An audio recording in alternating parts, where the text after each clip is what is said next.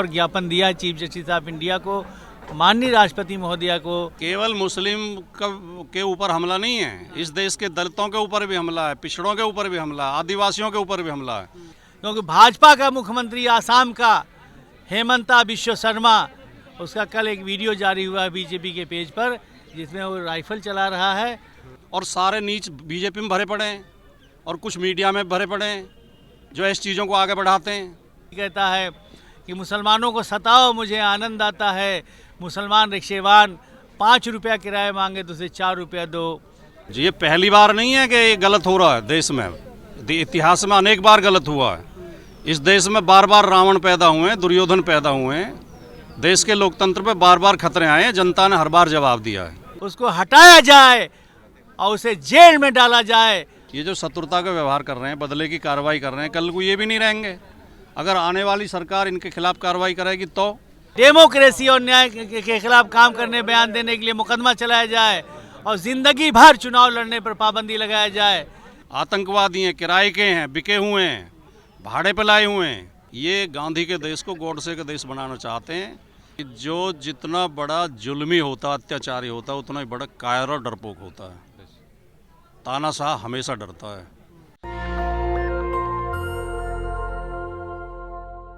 हम इस वक्त मौजूद है जंतर मंतर पर और यहाँ पर मोहम्मद अरशद खान साहब, जो उत्तर प्रदेश सरकार में मंत्री भी रहे हैं, विधायक भी रहे हैं, जौनपुर से आते हैं। आजम खान हो, तोकीर रजा हो, तमाम ऐसे पॉलिटिकल प्रिजनरों के लिए धरना प्रदर्शन हुआ है। उनसे बात करेंगे। सर, आज का धरना प्रदर्शन जो रहा है उसके बारे में बताइए। मोहम्मद अरशद खान, राष्ट्रीय सचिव समाजवादी पार्टी, पूर्व विधायक जौनपुर, राष्ट्रीय अध्यक्ष अम्बेडकर विचार मंच। मोहम्मद आजम खान साहब जो देश के वरिष्ठतम नेताओं में से एक हैं और ख़ास तौर से मुस्लिम समाज में पैदा हुए, दलितों, पिछड़ों, किसानों, मजदूरों, मुसलमानों की लड़ाई लड़ने वाले देश के सबसे बड़े नेता हैं मोहम्मद आजम खान साहब। जितने नेता जिंदा हैं, राजनीति कर रहे हैं, उसमें 10 मरतबा विधायक, 2 मरतबा MP कोई नहीं रहा है। आजम खान साहब 10 मरतबा विधायक रहे हैं, 2 मरतबा MP रहे हैं, 1 मरतबा लीडर ऑफ अपोजिशन रहे हैं, 4 मरतबा कैबिनेट मंत्री रहे हैं, शिक्षा LLM है और 78 साल उम्र है। जौहर यूनिवर्सिटी बनाया है और सर सैयद के रास्ते पर पंडित मदन मोहन मालवीय हैं, इस देश के शिक्षाविद हैं। 2019 लोकसभा चुनाव के पहले आजम खान साहब, उनके परिवार पर कोई भी आपराधिक मुकदमा दर्ज नहीं था, लेकिन 2019 में लोकसभा चुनाव जीतने के बाद मोहम्मद आजम खान साहब, उनके परिवार पर लगभग 350 मुकदमे 3-4 महीने में कायम कर दिए गए। क्या ये लगता नहीं सरकार के दबाव में साजिश करके हुआ है? उन्हें जेल में उनके परिवार को रखने और सड़ाने की राजनीति से दूर करने की कोशिश की गई है। इसलिए हमने पहले भी लड़ाई लड़ी है, रामपुर में भी धरना दिया है, दिल्ली के जंतर मंतर में 4 अगस्त को धरना दिया है और आज पहले भी दिया है। आज फिर मांग कर रहे हैं कि मोहम्मद आजम खान साहब, अब्दुल्ला आजम, उनकी बीवी और जौहर यूनिवर्सिटी पर जो तकरीबन 350 मुकदमे कायम किए गए हैं, हमारी निगाह में सारे मुकदमे फर्जी हैं। उसके लिए माननीय सुप्रीम कोर्ट ऑफ इंडिया से हमने अपील किया है, ज्ञापन देकर, कि एक सुप्रीम कोर्ट के जज के नेतृत्व में SIT का गठन करके 6 महीने के अंदर 350 तकरीबन सभी मुकदमों का परीक्षण करा लिया जाए, एक जगह करके परीक्षण करा लिया जाए। तो मेरा दावा है, हमें उम्मीद है कि मोहम्मद आजम खान साहब, अब्दुल्ला आजम खान साहब, उनका परिवार और जौहर यूनिवर्सिटी बेकसूर साबित हो जाएंगे, नंबर 1। दूसरा, मोहम्मद आजम खान साहब, उनके परिवार पर जो तकरीबन 350 मुकदमे कायम किए गए हैं, मोहम्मद आजम खान साहब ने अपील किया था सुप्रीम कोर्ट से कि हमारे सारे मुकदमे UP से बाहर दूसरे राज्य में ट्रांसफ़र कर दिए जाएं ताकि निष्पक्ष अदालत से न्याय मिल सके। माननीय सुप्रीम कोर्ट ने सुनवाई किया, अपील खारिज कर दिया। हमने बहुत ही सम्मान के साथ 4 अगस्त 2025 को पूछा और ज्ञापन दिया था, बीच में भी पूछा, ज्ञापन दिया था, आज फिर पूछा और ज्ञापन दिया चीफ जस्टिस ऑफ इंडिया को, माननीय राष्ट्रपति महोदया को, कि आखिर मोहम्मद आजम खान साहब, उनके परिवार पर कायम तकरीबन 350 फर्जी मुकदमे UP से बाहर क्यों नहीं चल सकते। आनंद मोहन बिहार से MP थे, उनके ऊपर एक DM के मर्डर का केस लगा था, वो केस बिहार से ट्रांसफ़र होकर देहरादून, उत्तराखंड आया। इसी तरह बहुत सारे नेताओं के और लोगों के मुकदमे अपने अपने स्टेट के बाहर चल रहे हैं। तो मोहम्मद आज़म खान साहब के परिवार पर जो मुकदमा कायम हुआ वो भी यूपी से बाहर चलना चाहिए, इसकी मांग हमने किया है। तो क्या यूपी की अदालतों पर भरोसा नहीं रहा अब? ये भरोसा है लेकिन संभल में जो कांड हुआ, कई मुसलमान मारे गए पुलिस की गोली से। सीजीएम संभल ने अभी जल्द ही वहाँ सीओ और पुलिस वालों के खिलाफ एफआईआर करने का आदेश दे दिया, जो कि सीजीएम को राइट है। लेकिन दूसरे ही दिन सीजीएम साहब का ट्रांसफ़र सुल्तानपुर कर दिया गया। यानी ये बताया गया कि तुम्हारी कोई औकात नहीं है, यानी जजों को डराया गया। तीसरा काम यूपी में हो रहा है, इसलिए हमने मांग किया कि यूपी से बाहर उनके मुकदमों को ट्रांसफ़र करके दूसरे स्टेट में उनका मुकदमा चलाया जाए, ख़ास तौर से उन स्टेट में चलाया जाए जहां भाजपा की हुकूमत नहीं है। क्योंकि भाजपा का मुख्यमंत्री आसाम का हेमंता बिश्व शर्मा, उसका कल एक वीडियो जारी हुआ बीजेपी के पेज पर, जिसमें वो राइफ़ल चला रहा है और उससे गोली निकली तो 2 मुसलमान नज़र आ रहे हैं उस पर गोली चलती हुई। मतलब वो वीडियो किया गया है, सच्ची नहीं है, लेकिन यहाँ तक पहुँच गई बात। हेमंत बिश्व शर्मा आसाम का मुख्यमंत्री कहता है कि मुसलमानों को सताओ, मुझे आनंद आता है। मुसलमान रिक्शेवान 5 रुपया किराया मांगे तो उसे 4 रुपया दो। इसी तरह से वो हेमंत बिश्व शर्मा डायरेक्ट ऐलान करता है आसाम का मुख्यमंत्री उसको हटाया जाए और उसे जेल में डाला जाए और ज़िंदगी भर उसके चुनाव लड़ने पर पाबंदी लगाया जाए। वो डेमोक्रेसी के खिलाफ है, अन्याय के खिलाफ है। तो आइए राजकुमार भाटी साहब आइए। ये हमारे राजकुमार भाटी जी जो राष्ट्रीय प्रवक्ता है समाजवादी पार्टी के, आ गए हैं। आइए, आपका स्वागत है। लेकिन क्या धरने की परमिशन 10 बजे से 1 ही बजे तक थी? हमें सूचना गलत थी नहीं, हमने हेमंत बिश्व शर्मा जैसे लोगों के लिए हेमंत बिश्व शर्मा को बर्खास्त किया जाए, उसको जेल में डाला जाए, डेमोक्रेसी और न्याय के खिलाफ काम करने, बयान देने के लिए मुकदमा चलाया जाए और ज़िंदगी भर चुनाव लड़ने पर पाबंदी लगाया जाए। इसीलिए आज़म खान साहब, उनके परिवार पर जो मुकदमे हैं वो यूपी से बाहर ट्रांसफ़र किए जाएं, उनको 1 क्लास की जेल में सुविधा दिया जाए, सोने के लिए चौकी या चारपाई दिया जाए जो आज तक नहीं मिली है। हमने मुख्यमंत्री जी को भी लिख के दिया है, चीफ सेक्रेटरी को भी दिया है, होम सेक्रेटरी को दिया है, जेल मंत्री को भी दिया है, मगर अभी कोई सुनवाई नहीं हुई। फिर लिखेंगे, आज धरने के जरिए ही मांग किया है। दूसरा, उनके सारे मुकदमे लगभग 350 हैं। माननीय सुप्रीम कोर्ट से हमने अपील किया है कि SIT का गठन करें और 6 महीने में उसका परीक्षण करा लें। तो हमें पूरा विश्वास है कि मोहम्मद आज़म खान साहब, उनका परिवार बेकसूर साबित हो जाएगा। हमारे पार्टी के राष्ट्रीय प्रवक्ता समाजवादी पार्टी के आदरणीय राजकुमार भाटी जी हैं, उनका स्वागत करते हैं। हम चाहते हैं 2 शब्द आप लोगों से बात करें। भाटी जी से बात करें। कैसे देख रहे हैं इस पूरे मामले को? आज़म खान साहब के ऊपर जो मुकदमा दर्ज कराया गया है, कैसे देख रहे हैं? नहीं, ये मामला तो इतना गंभीर है कि इस देश में जो भी लोकतंत्र के समर्थक हैं, जो संविधान के समर्थक हैं और जो पॉलिटिकल साइंस के स्टूडेंट हैं और जो न्याय व्यवस्था के भी जो अधिकारी हैं, चाहे वो लोअर कोर्ट से लेकर सुप्रीम कोर्ट तक, ये एक स्टडी केस है। अगर आपको देश से प्यार है और देश के संविधान से प्यार है तो इस केस की स्टडी की जानी चाहिए गंभीरता से, कि एक सम्मानित नेता के खिलाफ इस तरह का षड्यंत्र किया गया है कि अंधाधुंध फर्जी मुकदमे दर्ज किए गए हैं और एक अपराधियों की तरह व्यवहार किया गया है। अगर इस तरह सरकारें बदला लेने के लिए कार्रवाई करने लगेंगी, ये हमारे देश में तो नहीं होता था, ये तो हमारे पड़ोस में पाकिस्तान में होता है कि जब सरकार बदलती है तो प्रधानमंत्री या तो जेल में या फांसी पे। हमारे देश में तो एक अच्छी परंपरा थी लोकतंत्र की, चुनाव हारते थे, असम्मान के साथ कुर्सी छोड़ देते थे, दूसरी पार्टी की सरकार आ जाती थी। तो ये इस देश के लोकतंत्र को बर्बाद करना चाहते हैं। ये जो कर रहे हैं, ये जो शत्रुता का व्यवहार कर रहे हैं, बदले की कार्रवाई कर रहे हैं, कल को ये भी नहीं रहेंगे। अगर आने वाली सरकार इनके खिलाफ कार्रवाई करेगी तो, और वो आदमी कर रहा है जो पुलिस की 151 की कार्रवाई में संसद के अंदर आंसुओं से रोया तो चिल्ला चिल्ला के, सुना होगा आपने सबने, वो वीडियो मौजूद है यूट्यूब पे। चिंगाड़ चिंगाड़ कर रोया था, मुझे पुलिस मार देगी, मुझे पुलिस से बचाओ। तब पुलिस इतनी खराब थी, आज पुलिस इतनी बढ़िया हो गई है कि आप उसे, ये पुलिस को भी बिगाड़ रहे हैं, बिगाड़ दिए इन्होंने उत्तर प्रदेश की पुलिस। अब उत्तर प्रदेश में पहले केवल अपराधी अपराध करते थे, अब पुलिस भी अपराध कर रही है। जेब कटी में और छेड़छाड़ में पकड़े जा रहे हैं लड़के, उन्हें हाथ पकड़ पकड़ के गोली मारी जा रही है। छोटे छोटे अपराधों में गोली मारी जा रही है पैरों में। और पुलिस के थाने जो वसूली के अड्डे बन गए हैं, कोई भी क्रिमिनल पकड़ के आता, कहते हैं या तो 5 लाख रुपए मंगाओ अगर बिना गोली जेल जाना है तो।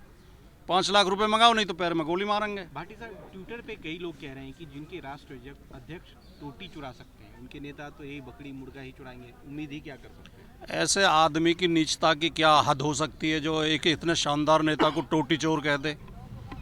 जो व्यक्ति 5 साल उत्तर प्रदेश का मुख्यमंत्री रहा हो, जिसने 20 लाख करोड़ रुपए का बजट खर्च किया हो, जिसके पिता 3 बार मुख्यमंत्री रहे हों, रक्षा मंत्री रहे हैं, वो 200 रुपये की टोटी चुराएगा?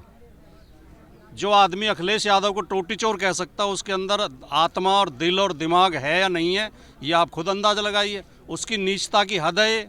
और सारे नीच बीजेपी में भरे पड़े हैं और कुछ मीडिया में भरे पड़े हैं जो इस चीज़ों को आगे बढ़ाते हैं। मीडिया आज नेताओं से भी नीचे गिर गई है। मीडिया एक पार्टी का प्रचार करने का काम कर रही है, केवल विपक्ष के नेताओं को अपमानित करती है मीडिया। मीडिया को सवाल पूछना चाहिए सरकार से, मीडिया सवाल पूछती है विपक्ष से। तो इस देश के लोकतंत्र को बचाने के लिए जनता को सड़कों पर आना पड़ेगा। अब विकल्प क्या है लोगों के पास? विकल्प जनता। ये पहली बार नहीं है कि ये गलत हो रहा है देश में, इतिहास में अनेक बार गलत हुआ है। इस देश में बार बार रावण पैदा हुए हैं, दुर्योधन पैदा हुए हैं। देश के लोकतंत्र पे बार बार खतरे आए हैं, जनता ने हर बार जवाब दिया है। लेकिन इतना बड़ा टेन्यूर पहले किसी का रहा नहीं जितना बड़ा मोदी जी का टेन्यूर है। वो नेहरू से ज़्यादा टाइम हो गया मोदी जी को, इंदिरा जी से ज़्यादा बड़े। नेहरू जी जितनी सीट लेकर आते थे, ये लाए हैं कभी इतनी सीट?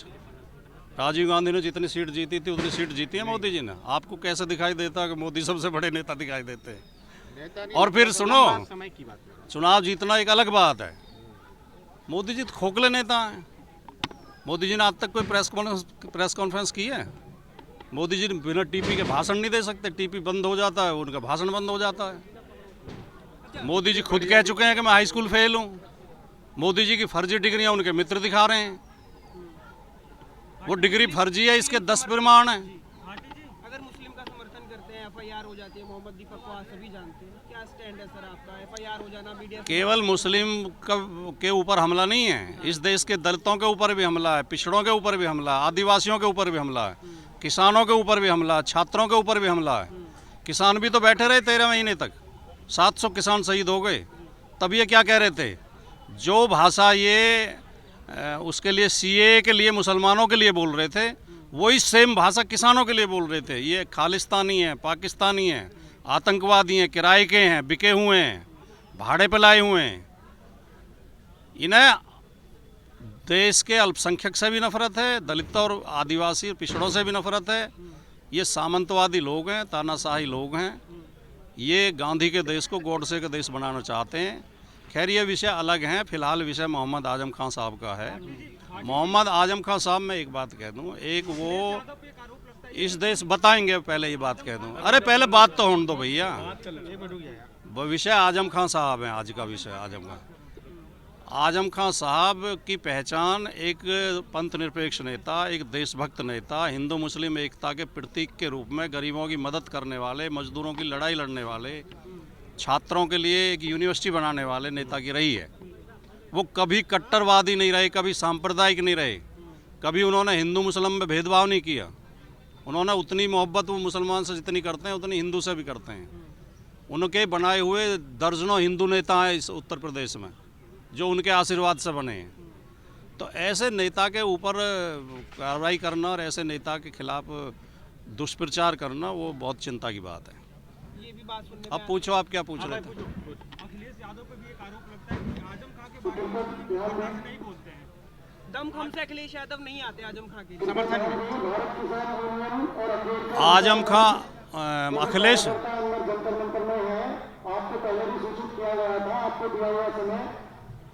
अखिलेश यादव जी ने दर्जनों बार आजम खान साहब के बारे में बोला है। और एक हमारी पार्टी का ये मानना है, हमारे बड़े नेताओं का ये मानना है कि सड़कों पे ये उतरने से इस मामले में न्याय नहीं मिलेगा। न्याय मिलेगा न्यायालय से, कानूनी प्रक्रिया से। उसमें पार्टी ने और अखिलेश यादव जी ने पूरी मदद, वो सड़क पे बताने की बात नहीं है, वो फिर बात छोटी हो जाती है। वो उनके परिवार से पूछिए और उनसे पूछिए कि पार्टी कितना क्या कर रही है और अखिलेश यादव जी क्या कर रहे हैं। अच्छा, एक सवाल थोड़ा आजम खां हमारे सम्मानित नेता हैं आजम खां समाजवादी पार्टी का एक शजर हैं जिसकी छाया में समाजवादी पार्टी है आज भी। कोर्ट से क्या उम्मीद है? लोग तो कई कोर्ट से हमें पूरी उम्मीद है, देर लगती है लेकिन न्याय मिलेगा। लेकिन सुप्रीम कोर्ट के कई एडवोकेट्स हैं जो कह रहे हैं कि कोई उम्मीद नहीं है, जजों नहीं, को पता नहीं कौन कह रहे हैं। हमें हमें देश के न्यायालय पर, देश की न्याय व्यवस्था पर पूरा भरोसा है। एक जज खराब हो सकता है, 2 खराब हो सकते हैं, पूरी न्याय व्यवस्था खराब नहीं है। हमें पूरी उम्मीद है हमें न्याय मिलेगा। और केवल आजम खां साहब बरी नहीं होंगे, आजम खां साहब को फंसाने वाले लोग भी जेल जाएंगे, ये भी तय है। लिख लो आप ये मेरी बात। लेकिन जैसे वो लोग जेल जाएंगे एक दिन। जैसे संभल में सीजीएम का ट्रांसफर हुआ, क्या लग रहा है उस तरीके से? और हाईकोर्ट ने भी कहा कि जजों पे अफसर दबाव बना रहे हैं। भारतीय जनता पार्टी की सरकारों में न्याय की सरकारों से न्याय की कोई उम्मीद बची नहीं है, किसी को भी नहीं बची है। जहाँ जहाँ बीजेपी की सरकार है वहाँ अल्पसंख्यक निशाने पे हैं, खासतौर से मुस्लिम निशाने पे हैं, वहाँ दलित निशाने पे हैं, पिछड़े वर्ग के लोग निशाने पे हैं। और इनसे न्याय की कोई उम्मीद नहीं है। लेकिन सरकारें अब ये जाने वाली हैं, इनका टेन्योर पूरा हो चुका है। लेकिन सरकार खुद कह रही है हमें निशाना बनाया जा रहा है, प्रधानमंत्री खुद कहते हैं मैं सुरक्षित नहीं हूँ। तो ये बहुत शर्म की बात है। उन्हें प्रधानमंत्री की कुर्सी छोड़ देनी चाहिए, वो देश का अपमान कर रहे हैं।